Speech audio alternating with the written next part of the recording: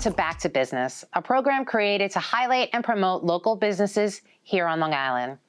Today, we're lucky enough to have a representative from SCORE. Originally, SCORE was an acronym for the Service Corps of Retired Executives. Founded in 1964, SCORE is a nonprofit organization that provides free and confidential business mentoring services to prospective and established small businesses in the United States.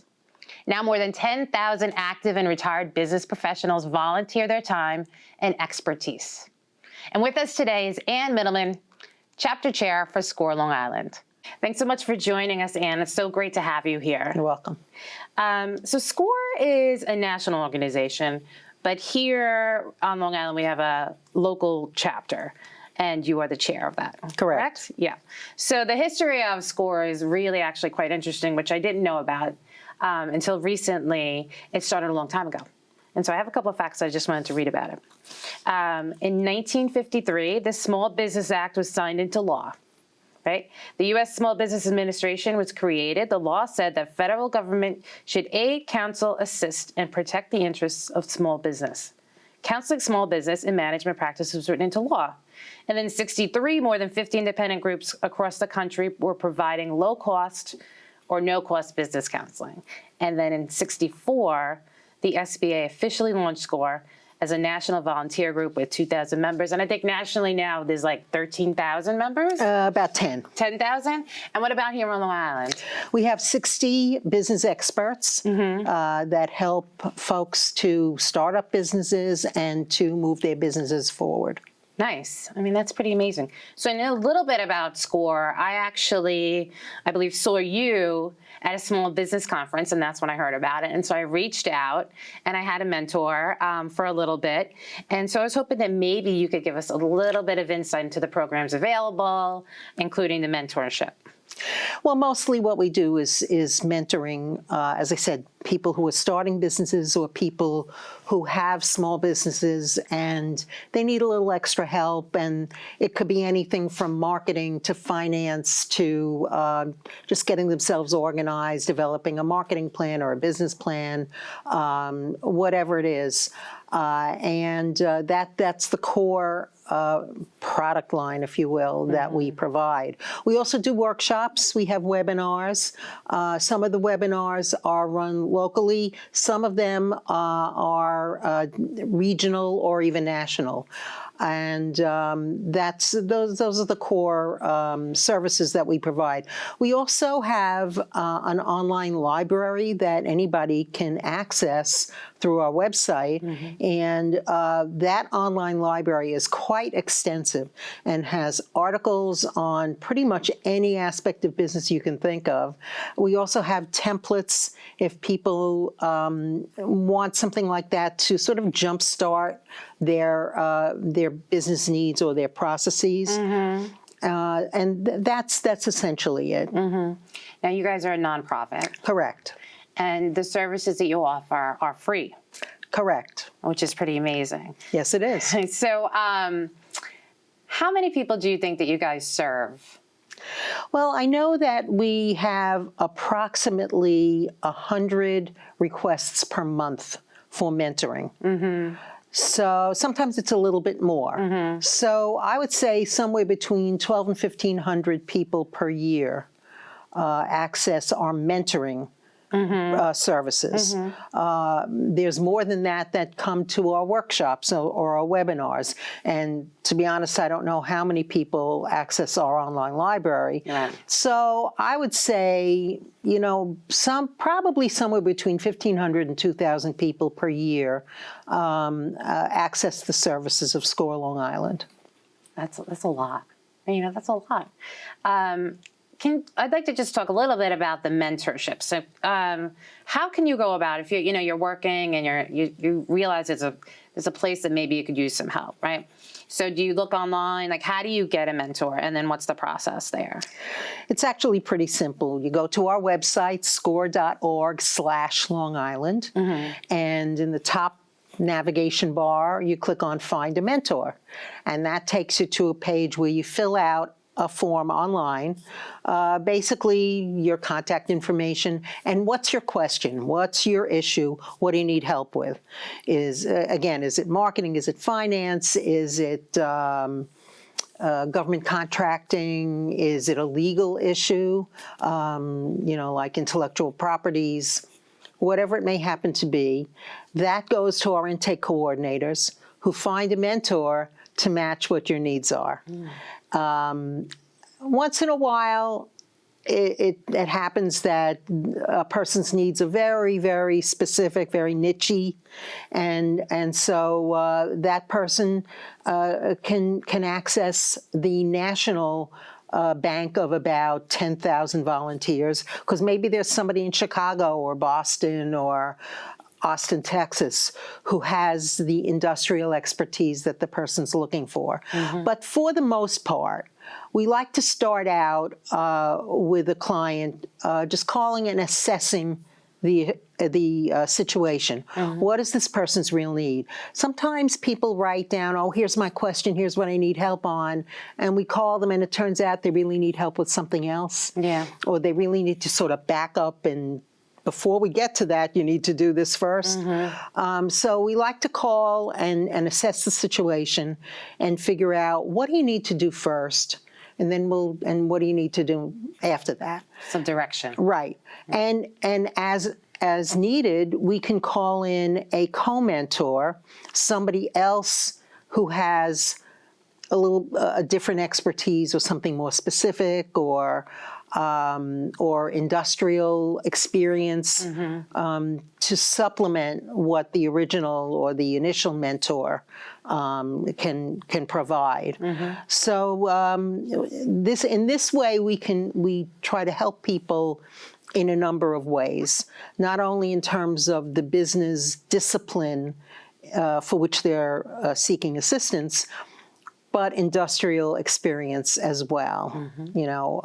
I had a client who was starting a business where he was selling gift baskets online, and he wanted to put wine in these gift baskets. So it just so happened that somebody in our chapter had experience in the wine business. So I called him up and I said, can you co-mentor with me on this? And he said, sure, absolutely. And he had so much information. It turned out, first of all, you have to get a license to sell alcoholic beverages. Right. And if you're doing it online, presumably you're selling all over the country, if not all over the world. So you have to get licenses in every state. Well, that sounds like it's a big procedure. But it turns out that there are agencies that can help you do this, so that you don't have to be calling up 50 state liquor licensing agencies. Somebody can help you navigate that situation. So that was like invaluable information. So as I said, we try to put together the different areas of expertise and experience that our 60 mentors have, and in order to help any given client. Interesting. Have you found that a lot of people these days, post-COVID, I would imagine, but even still with like the change in technology and the way the world is working, like people are just looking for more direction on how to change, like how to get with the times, how to reinvent themselves? I would put it a little bit differently. I would say that a lot of clients don't have a real appreciation for how much the world has changed and how much technology has changed. Or if they do, they sort of like, I know I have to be on social media, but I don't know how to do it. Yeah. And that we can help with. I imagine that's like a large amount. It is a large amount. And a lot of people nowadays want to start e-commerce businesses. And sometimes it's a side business. I was working with a client, this was before the pandemic actually, and this gentleman was a firefighter. And he was sort of he was planning for the future. He knew he was going to retire in a few years, but he had kids in college. So he wanted to start a business now to make a little extra money now, but more to the point, to have something to which to segue into retirement. And so he needed help with marketing. And I thought, wow, that is just so incredible that he's starting this side business now. so that he has something to segue to in retirement, Yep. which really reminded me of something I had worked on when I started my consulting practice about 20 years ago, which was how the baby boomer generation, which is now full into retirement, but how retirement was going to change with the new generation. Talk about changing times, and not only technology, but demographically, how the baby boomer generation has really, for its entire history, been the tail that wagged the dog of society. We've made changes in almost everything. If you think about how things were in the 50s and how things are now, so much is different, partly because of technology, partly Right. for other reasons, but partly because the baby boomer generation was large enough to have a real impact and to demand what we needed. And so retirement looks very, very different for the baby boomer generation than it did for their parents. Okay. And so a lot of people are saying, well, I'm going to retire from my primary job, but I don't want to sit here. Yeah, some people, yeah, they're going to move south and they're going to play golf and all like that. But a lot of people are saying, even if I do move south, I want to have a little business. I'm not ready to just do nothing. I want to be involved in something. Sometimes it's a not-for-profit. Sometimes it's volunteering. Sometimes it's starting a business. So there's all kinds of people, all different ages, who come to us for help in starting businesses. And technology is a huge, huge part of that. Yeah, I mean, and sometimes I imagine they want to retire from their main job, but they still need to bring in a little income. That's true too. know, so, That's true too. But I would say more to the point, it's that people are living longer these days. We know Yes. this. And 65 is when some people retire, but at 65, a lot of people are still very, very active, and they say, well, you know, I don't want to just sit here Yeah. and do nothing. I want to be involved in something. So sometimes, like I said, sometimes they come to SCORE and they say, I want to volunteer. Yeah. Because I want to be involved in the business community. I want to help other people. I want to be able to give back. I want to be able to share my experience and expertise and help other people start businesses. And that's what a lot of people do, and that's how we get a lot of our volunteers, is people who want to give back. But sometimes they want to start a little business, just as I say, to have something to do, to make a little extra money, Yep. and to just be involved, not, Yeah. keep the mind working. Yeah, it's true, right? Just not be stagnant. You need to keep your mind and your body moving, right? So you were telling me a little bit about the SEEP program. Can you tell us about that? Yes. SEEP stands for Self-Employment Assistance Program. Yeah. It is a program from New York State, and it is part of the unemployment insurance program. So that if somebody is unemployed, normally they get unemployment benefits, and they look for a new job. And when you apply for unemployment benefits, you have to go and say, well, I applied for these 3 jobs, and then you get your check, right?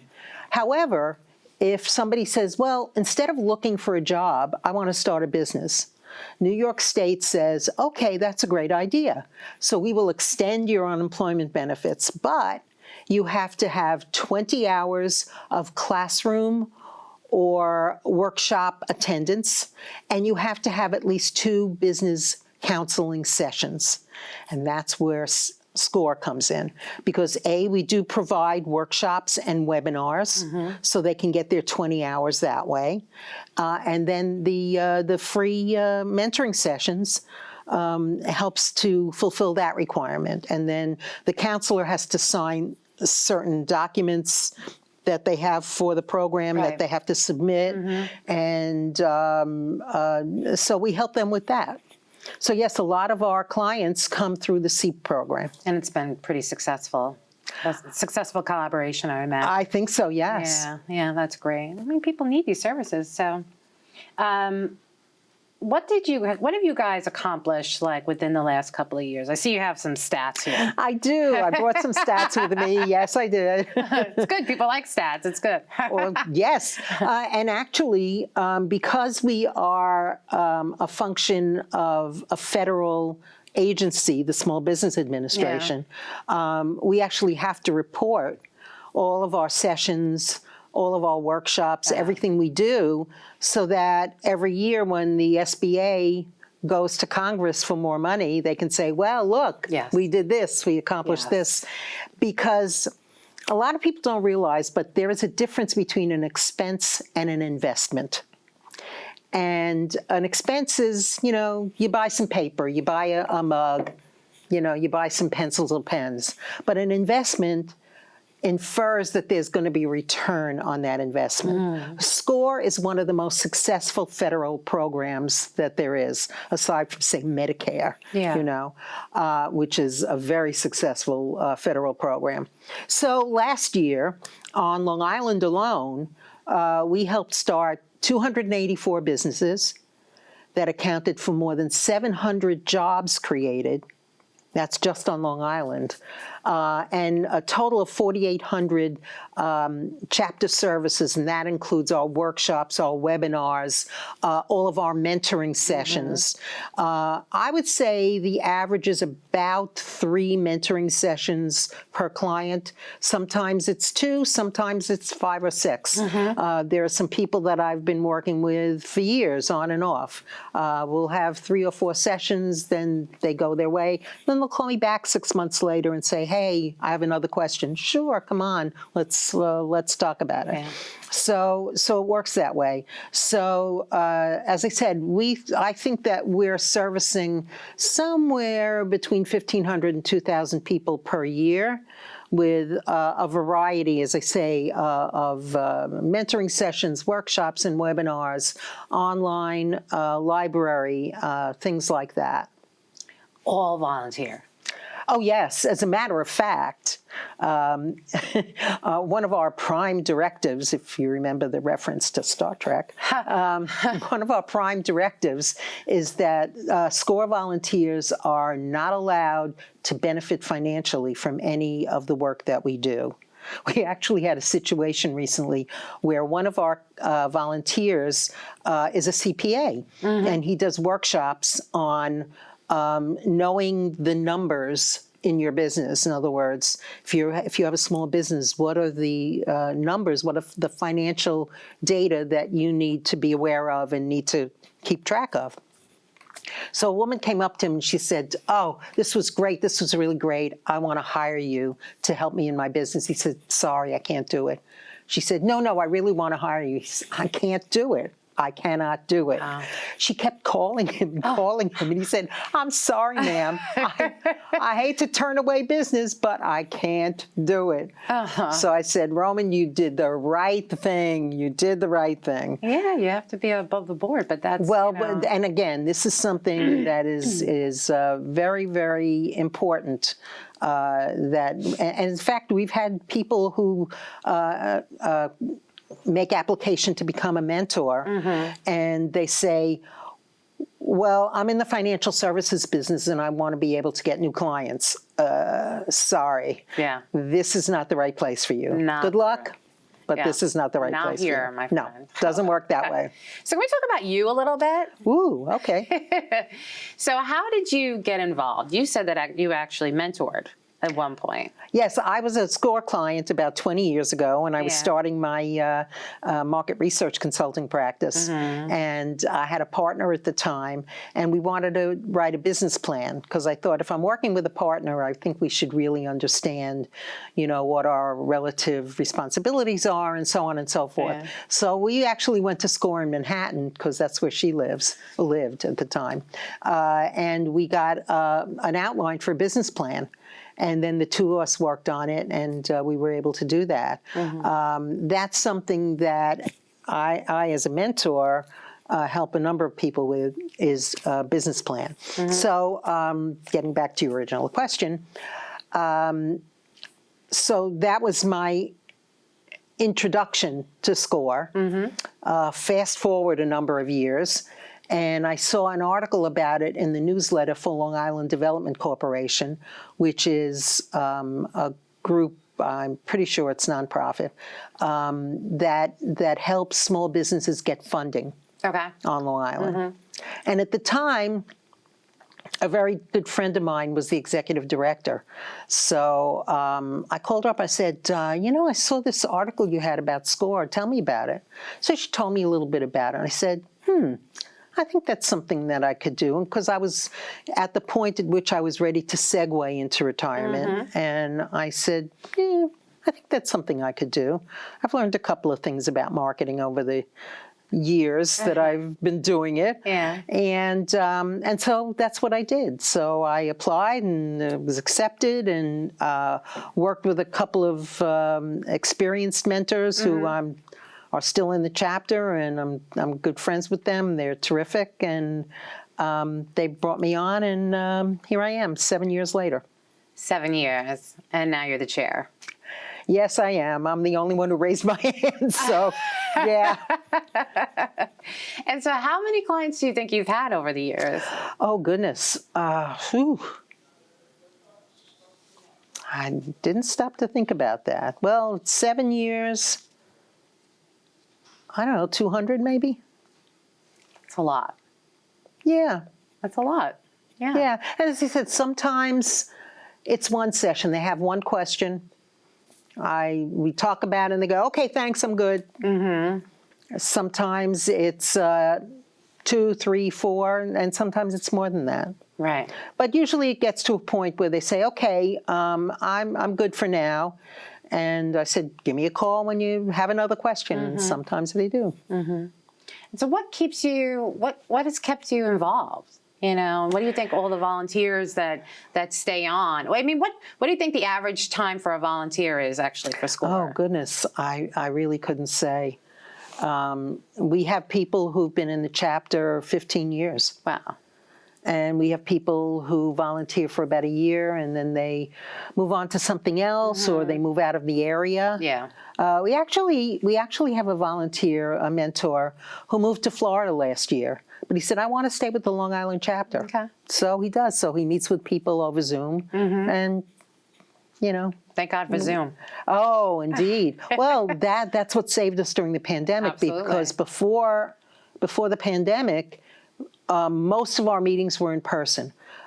We would usually meet people at some of the area libraries. Sometimes I would meet with people at a Starbucks or a diner or something like that, but mostly at libraries or community centers of varying sorts. Then the pandemic came, everything shut down.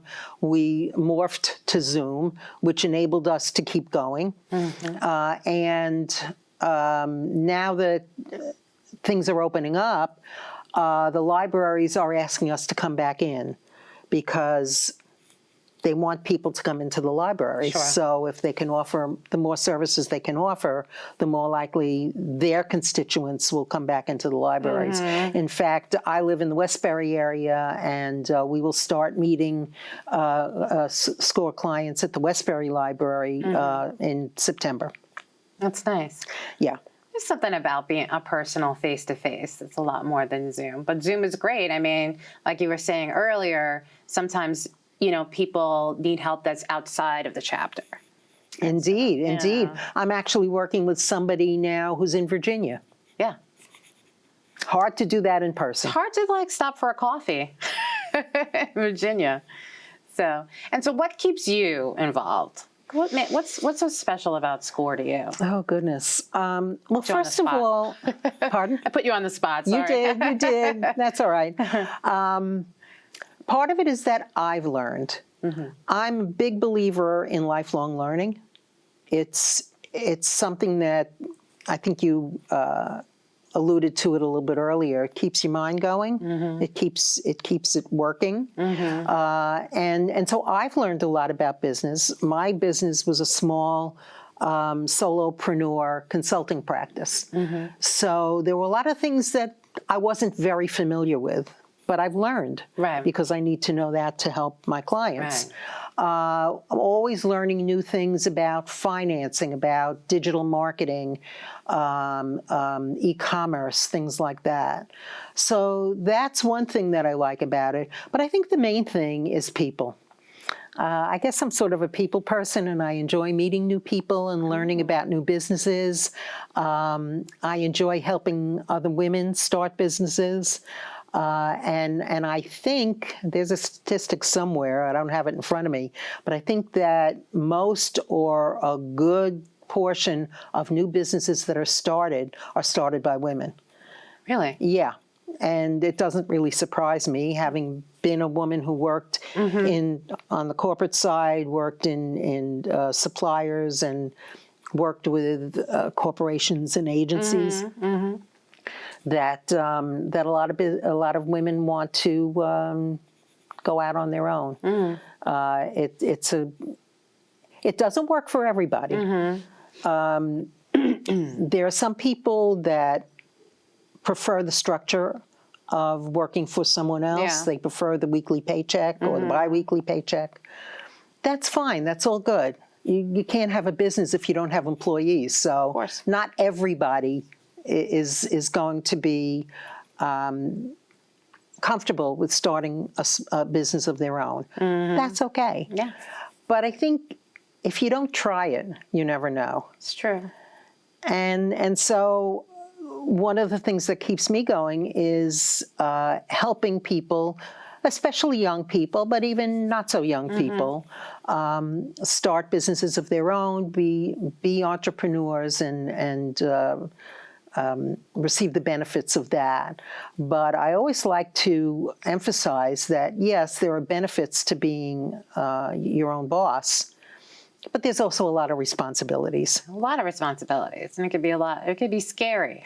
It can be. It can be daunting. Yeah. I actually had a SEEP client who wanted to start her own business. And we started to go through things about incorporation and record keeping and taxes and all of these things. And she just said, okay. The eyes are glazing over, Checking out now.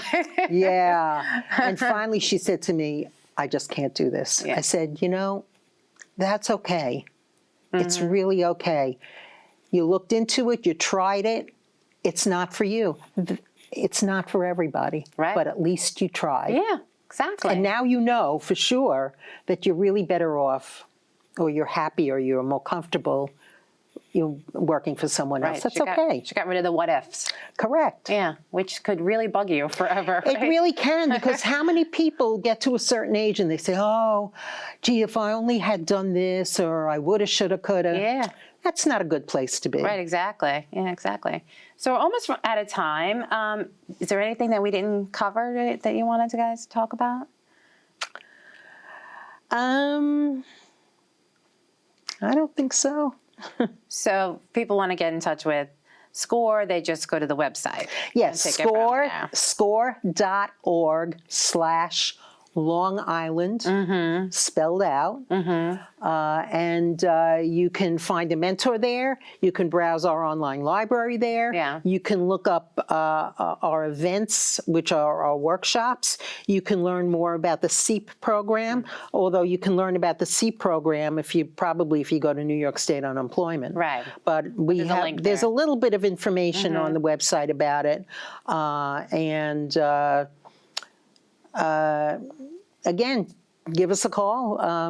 Go to our website. Oh, and if you want to be a volunteer, we would love to have more volunteers who have experience with digital marketing, social media, and e-commerce. That's an area that we could use more volunteers for. Fantastic. That's great. Well, thank you so much for talking about SCORE. It's good to have you here. Hope you come back someday. Thank you. All right. Thank you so much for joining us. Stay tuned for the next episode of Back to Business.